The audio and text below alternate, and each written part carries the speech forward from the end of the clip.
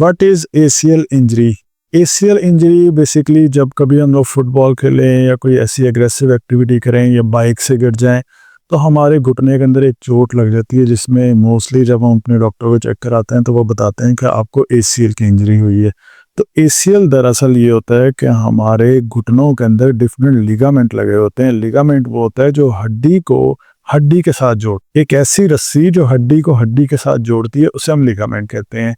वो रस्सी, वो लिगामेंट जो आगे की तरफ लगा हुआ होता है, इसको कहते हैं एंटीरियर क्रूशिएट लिगामेंट।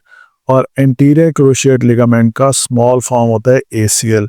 तो ये वाला जो एसीएल है, इसकी इंजरी बहुत ज़्यादा कॉमन होती है और ये बहुत ज़्यादा टूटता भी है, चाहे आप फुटबॉल खेलते हैं या कोई एक्सीडेंट हो जाए। इस एसीएल लिगामेंट का काम होता है कि आपका जो घुटना है, जो घुटने की हड्डी है, ये आगे की तरफ मूव ना हो जाए, बाहर की तरफ मूव ना हो जाए, ये इसको रोक के रखता है। तो जिन लोगों का ये रैप्चर हो जाए तो उनकी हड्डी आगे की तरफ मूव होती है और इसी एक मूवमेंट की मदद से बिना किसी एक्सरे और एमआरआई के आपके घुटने के अंदर पता लगाया जा सकता है कि आपको एंटीरियर क्रूशिएट लिगामेंट की इंजरी है या नहीं है।